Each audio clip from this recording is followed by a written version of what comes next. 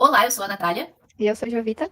e nós estamos aqui para apresentar nosso trabalho de estrutura de dados 2.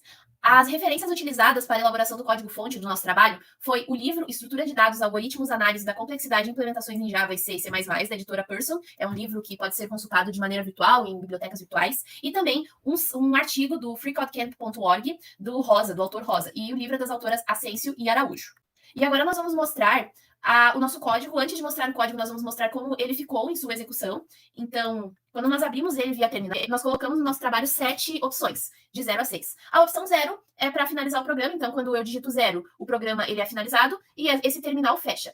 Ao inserir um elemento, nós vamos começar a montar a nossa árvore. Consultar um elemento na árvore, nós vamos ver se ele está presente na árvore, e nós realizamos a consulta em pré-ordem, em ordem e em pós-ordem. Então, nós colocamos 3 itens a mais no nosso terminal para que pudesse ser visto com um melhor entendimento como que essa consulta é realizada, porque, embora ela esteja no código, ela não é vista quando nós executamos o programa. Então, nós gostaríamos de colocar ela para ficar mais visível na nossa interface. E depois, por último, temos o botão de excluir o elemento da árvore. Então, começamos inserindo o elemento.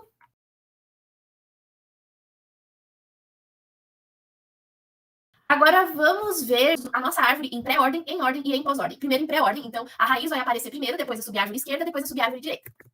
Então, como nós podemos comparar aqui com a interface, a raiz, que é o 4, aparece primeiro, a subárvore esquerda, que é o 1, 2, 2, com os filhos 1 e 3 aparecem depois, e por último, a subárvore direita. Agora, em ordem, então vai aparecer a subárvore esquerda, depois a raiz, depois a subárvore direita.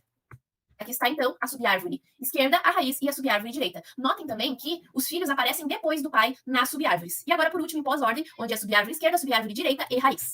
E aqui está a subárvore esquerda, subárvore direita e raiz. Também para um maior entendimento, na hora da consulta, nós colocamos, e vamos mostrar no código como fizemos isso, também a diferenciação da busca em pré-ordem, em ordem e em pós-ordem. Obviamente, vai aparecer o mesmo resultado da consulta nos 3 tipos de consulta, mas nós colocamos no código para um melhor entendimento. Então, vamos lá. Primeiro, vamos ver o número que está na árvore. 2, por exemplo.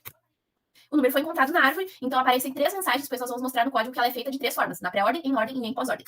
Quando um elemento não está na árvore, isso acontece também, e nós vamos mostrar também. Por exemplo, número 9.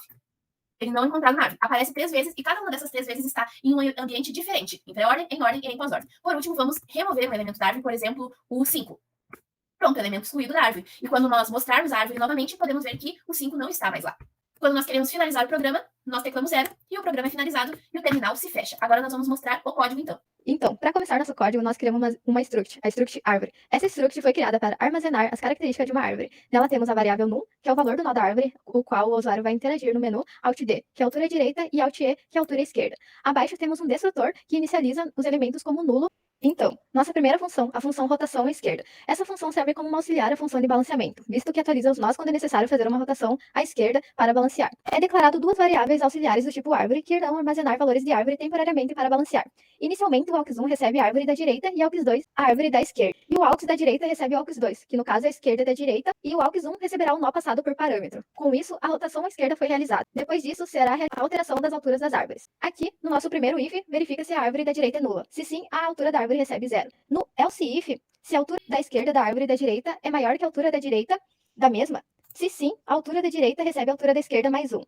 E no else temos a verificação que caso se não cair na condicional anterior, significa que a altura da direita do filho é a maior. Portanto, atribui-se a altura mais 1. Bom, resumindo, essas condicionais estão basicamente fazendo decidir qual é a maior altura do nó filho, se é da esquerda ou direita. Com essa informação, a altura da árvore é o que for maior, mais 1. Como nós podemos ver, a rotação direita ela vai funcionar muito parecida com a rotação esquerda. A única diferença é que os comandos vão ser trocados. Então, vai ser exatamente como a Jovita falou, só que quando vão ser realizadas as verificações, vão ser realizadas as trocas, e aqui também, quando é realizada a rotação, nós vamos ter a função invertida em relação à rotação esquerda. Por exemplo, o auxiliar 1 recebia a árvore da direita, e o auxiliar 2 recebia a árvore da esquerda, e depois se trocava, o auxiliar da direita recebia o auxiliar 2, e a árvore da esquerda do auxiliar 1 recebia o auxiliar. Aqui vai ser o contrário. O auxiliar 1 recebe a árvore da esquerda, o 2 da direita, o auxiliar da esquerda recebe o auxiliar 2 e a árvore direita do auxiliar 1 recebe o auxiliar. E essa parte da verificação das alturas também ela vai acontecer de forma invertida e no final vai ser retornado o auxiliar 1. Mas é uma função muito semelhante à rotação esquerda, porém ela vai rotacionar para a direita. Depois, por que nós temos essas duas funções? Elas são importantes para realizar o balanceamento. Então, quando nós temos o balanceamento aqui, nós vamos utilizar aquelas duas funções, rotação esquerda e rotação direita. Então, nós temos, conforme visto em aula, um fator de balanceamento, então, que vai ser a diferença das alturas das árvores que vão ser calculadas. Então, para isso, nós vamos utilizar duas variáveis, a D e a DF. Então, a D, nesse primeiro momento, vai fazer a diferença entre a altura da direita com a altura da esquerda, do auxiliar, que é um valor recebido por parâmetro do tipo árvore. Então, esse auxiliar ele vai ter uma altura da esquerda, uma altura da direita, e o D vai ser a diferença. Conforme estudado em aula, nós vimos que o valor absoluto do fator de balanceamento, ele tem que ser menor que 2. Então, se ele for igual a 2, significa que ele possui mais elementos que a direita possui mais elementos que a esquerda. Então, a árvore não está balanceada. Então, agora sim, nós vamos utilizar a variável df, que vai armazenar a diferença entre a altura da direita da árvore da direita de auxiliar e a altura da esquerda da árvore da direita do auxiliar. Então, depois que isso acontece, se esse valor ele for maior ou igual a zero, ou seja, a altura da direita for maior ou igual à altura da esquerda, ou seja, a árvore está tendendo para o lado direito na sua formação, vai ser realizada uma rotação esquerda. Então, se a árvore possui mais elementos para a sua direita, vai ser feita essa rotação da esquerda para trazer mais elementos para a esquerda. E caso contrário, significa que a altura da esquerda, esse valor aqui, ele é maior, e a altura da esquerda ela é maior que a altura da direita. Então, quando isso acontece, vai ser feita a rotação da direita com a árvore da direita. Por quê? Porque significa que tem mais elementos na esquerda do que na direita. E, por fim, é feita a rotação esquerda com o valor auxiliar. Então, perceba que, nesse caso, é necessário fazer uma rotação a mais.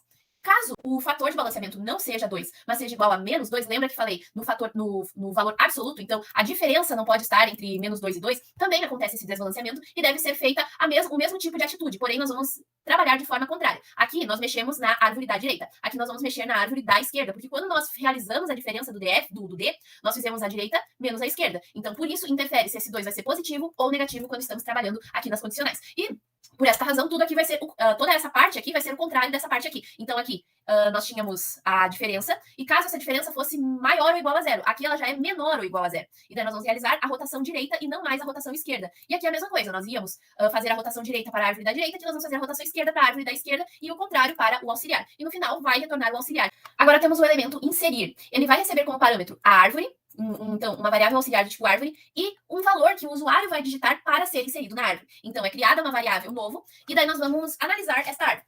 Então, este valor que foi passado por parâmetro é raiz, ou seja, ele está nulo nesse momento, então o novo, ele vai criar um novo objeto do tipo árvore, e ele vai apontar para um número. Este número foi o que foi passado para o parâmetro. Como ele é raiz, a altura da direita e da esquerda vão ser zero, e não vai ter nenhum elemento na esquerda nem na direita, porque esta raiz ainda não possui filhos. Então, nós temos aqui que auxiliar igual a novo para inserir este elemento, e este elemento vai ser a raiz da árvore até que sejam inseridos novos elementos.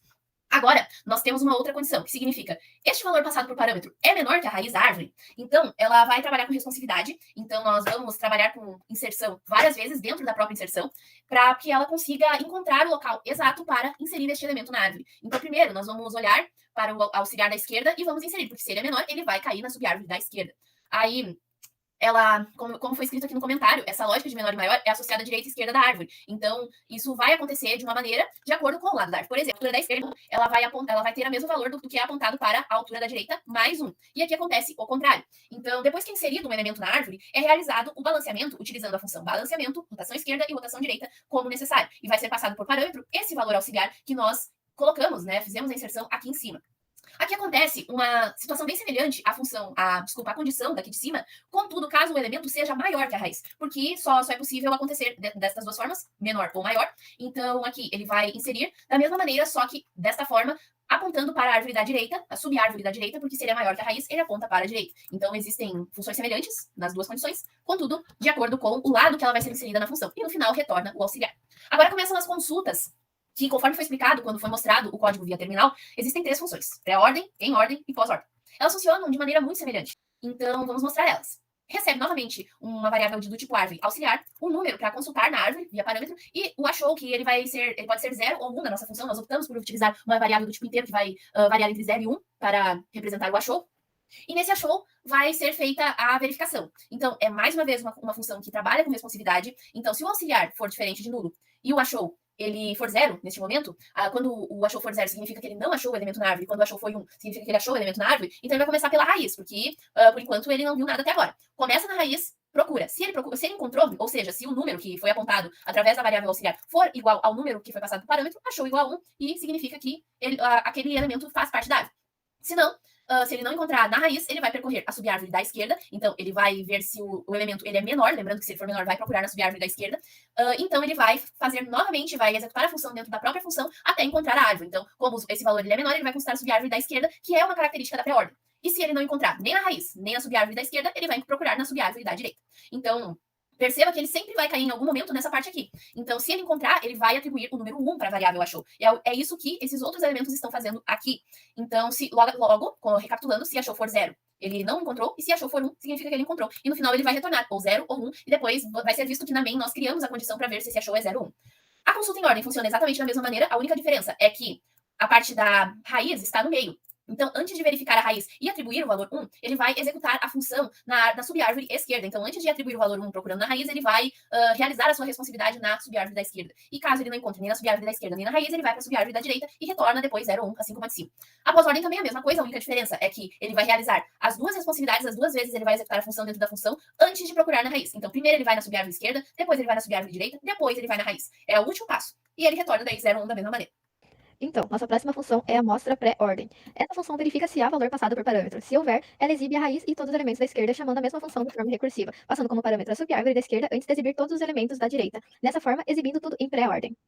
Nossa próxima função é a amostra em ordem. Ela também verifica se há valor passado por parâmetro. Se sim, exibe todos os elementos da árvore da esquerda de forma recursiva, após mostra a raiz e posteriormente exibe os elementos da árvore da direita. Nossa terceira função mostra é a amostra pós-ordem. Ela também verifica se há valor passado por parâmetro. Se sim, exibe todos os elementos da esquerda, depois os da direita e, por último, a raiz. Então, nossa próxima função é a função remover. Essa função recebe a árvore onde será buscado outro parâmetro, que é o valor a se remover.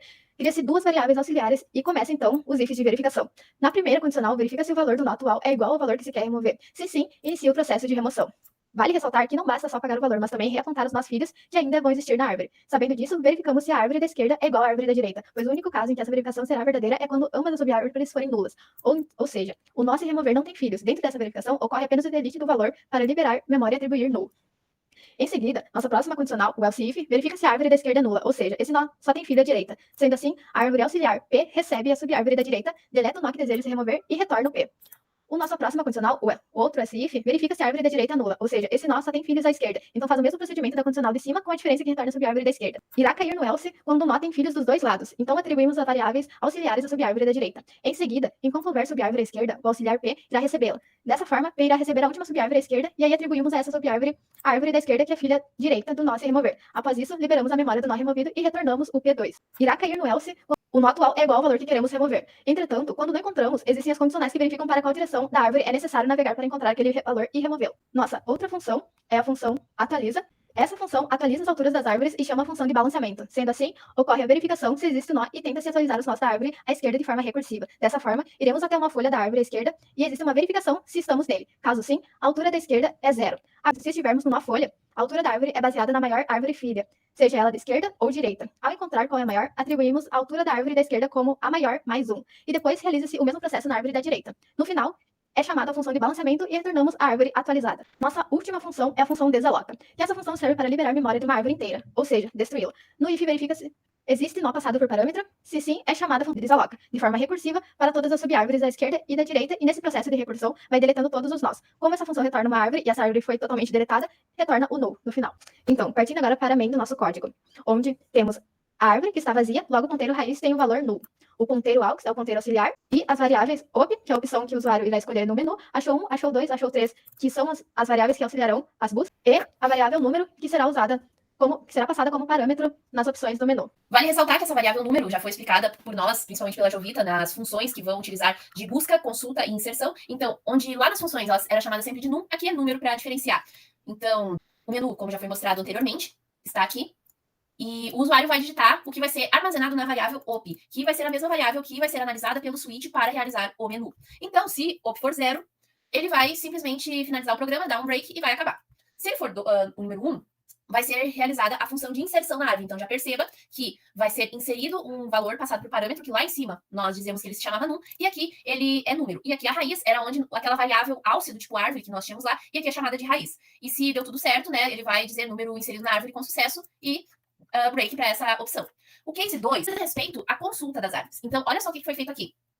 Obviamente, se a raiz for nula, a árvore está vazia, então não vai aparecer nada na hora da consulta. Aí, nós temos aqui os elementos de testes. Então, o achou 1, achou 2 e achou 3, conforme a Jovita falou, eles vão ser chamados de 0, todos. Por quê? Porque daí eles vão mudar caso o elemento esteja na árvore. Então, o achou 1 se refere à consulta em pré-ordem, o achou 2 à consulta em ordem e o achou 3 à consulta em pós-ordem. Obviamente, em um programa, nós não executaríamos 3 vezes a mesma coisa. É apenas para melhor entendimento do nosso código que nós colocamos 3 vezes. Então, ele vai receber o que essas funções de consultas irão retornar, porque daí, se o elemento estiver na árvore, ele não vai mais ser 0, ele vai ser 1. Então, se ele continuar sendo 0, significa que o número não foi encontrado na árvore. Então, perceba, aqui em pré-ordem vai aparecer essa mensagem. E depois, caso o número não seja 0, ou seja, significa que o número vai ser 1, porque o nosso código não permite que ele armazene nenhum outro valor diferente de 0 e 1, não tem uma forma disso acontecer no nosso código, o número foi encontrado na árvore e somente por fins de sinalização foi colocado aqui na mensagem pré-ordem. O mesmo acontece em ordem e em pós-ordem, então por isso que existem esses 3 tipos de consulta. Se caso o usuário escolher a opção 3 do menu, que é para mostrar em pré-ordem, nós verificamos se a árvore está vazia, retornamos uma mensagem para avisar o usuário que a árvore está vazia. Se não, nós listamos todos os elementos da árvore em pré-ordem, chamando a função mostra pré-ordem, passando o raiz, que é o aux, como a Natália comentou. Caso o usuário escolha a opção 4, verificamos também se a árvore está vazia, retornamos mensagem. Se não, nós listamos todos os elementos da árvore em ordem, chamando a função mostra em ordem, passando por parâmetro a raiz. Caso o usuário escolher 5, fazemos a mesma verificação para verificar se a árvore está vazia. Se não, listamos todos os elementos da árvore em pós-ordem, chamando a função mostra pós-ordem. Nossa última opção do menu é a opção 6, que é de remover um nó da árvore. Nós verificamos se a árvore está vazia. Se não, nós pedimos ao usuário qual número ele quer excluir da árvore. Chamamos novamente a variável achou1, que atribuímos zeros. E achou1 vai receber a consulta em pré-ordem. Nós vamos buscar o número, o valor que o usuário informou pela consulta pré-ordem. Não mudaria qual consulta nós fizemos, nós pegamos essa como exemplo para utilizarmos o nosso código. Caso o achou1 for igual a 0, o elemento não foi encontrado na árvore. Se não, se a árvore estiver vazia, ele vai iniciar a função de remoção, onde raiz vai receber a função de remover, passando a raiz e o número. Aí temos a verificação. Se a raiz é nula, vai desalocar a raiz. Se não, vai atualizar a raiz, que é passada por parâmetro, e posteriormente será exibida a mensagem que o elemento foi excluído da árvore. Será dado um break, a nossa função default irá exibir para o usuário que a opção é inválida para ele tentar novamente. Aqui finalizamos nosso while, que vai rodar enquanto nossa op for diferente de 0. E por fim, nós desalocamos toda a árvore.